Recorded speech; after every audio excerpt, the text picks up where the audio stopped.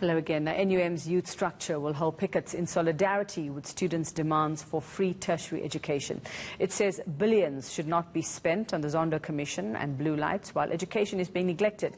The union's National Secretary Bonginkosi Mrasi joining us this morning now to discuss what the plan of action is. Bonginkosi, a very good morning to you. So far, we've been seeing very sort of a quiet shutdown at our campuses here in Johannesburg so far. How effective do you reckon today's call will be for a national shutdown? Do you think it's going to get the results that you want? Morning and morning to all of you at home. Yes, indeed. Remember, it's still the morning. We are still organizing our people to come down the universities. And we think that indeed during the day it is going to have much impact that we desire. Well, so far, what we've been hearing from government and institutions is that there's just no money. There is absolutely no money. And I see in your statement here as well that you've released saying you've been observing serious resistance and arrogance from these high institutions in an attempt to delay transformation within universities. But Bonginkosi, if they say there's no money, there is absolutely no money, how do we force their hand? That's not true. There's a lot of money within the fiscals of the country. You can't be at all times funding the Zondo Commission when it wants to extend its initial periods of its work. And then we've seen that millions have been popped out within the fiscals and paying that. We've seen that the government has been bailing out ESCOM every time whenever there's issues with billions of rands, whilst ESCOM is suffering from IPPs that are chowing the same money that ESCOM must be able to get profit from. So there is money within government, but they want to utilize it for only their benefits, not to give students a good quality education. So we really don't believe that there is no money. Whilst people are driving with luxury cars, whenever they have to meet with people, blue lights, everyone, with a big cabinet, huge packs, but we're told that there's no money when young people want to access education in this country. That's not true. So in essence, is the actual issue with tertiary institutions or is the actual issue with government? Look, we know that universities are going to play that card that they don't have money and all of those things. But our issue here it is on the ANC government. While saying that the government has taken this decision, for them it is to implement. It is not something that they took or they realized that must happen yesterday. Even on the same freedom charter that we've adopted 20 years ago, we want that to be implemented and making sure that a black child gets a quality education. We can't be sitting with majority of black child in the streets. They don't know where to go when they have finished their matrics. So we say that it is high time that government takes students or young people in this country serious and gives them what they deserve.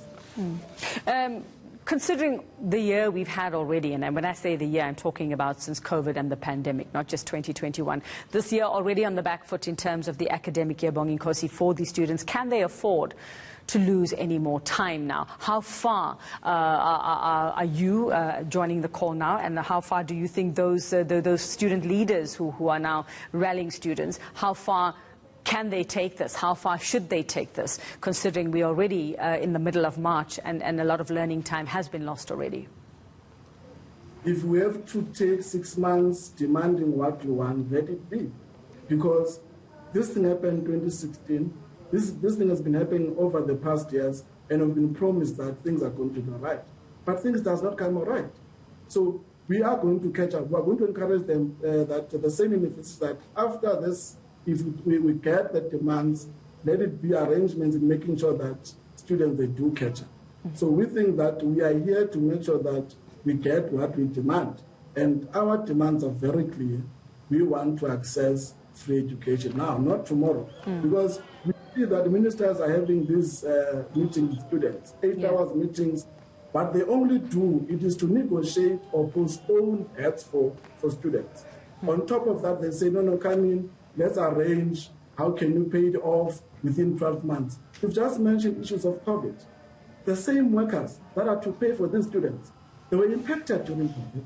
Some of them, over 2 million, were told now that have lost their jobs where do you think that they're going to get money after they open? So it is really a serious issue that government must take responsibility and be able to implement. I'm sure many in the country sympathize with students and where they find themselves now in terms of fees, Bonginkosi. And one of the calls is to write off historical debt, which we understand runs into the billions as well. Let's just say at a push that the authorities or the powers that be might find the money to get students through this year.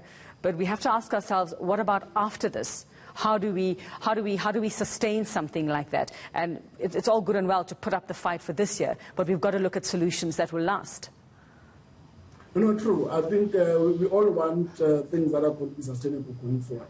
One, the government needs to reduce their PACs. They need to reduce the cabinet, monies that they get across. Another thing that we are saying, government must be able to negotiate with private companies. We've got corporates here within this country that are making billions and billions of rands, and they take that money out of the country.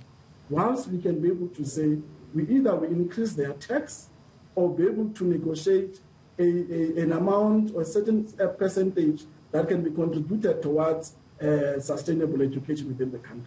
We have that. Whatever that you'll see, you only see President calling investment summits, which we don't know where does that money go. Can't we sit down and say, let's have a summit of all private companies coming together with government and put money that is going to assist young people, especially black students within the country.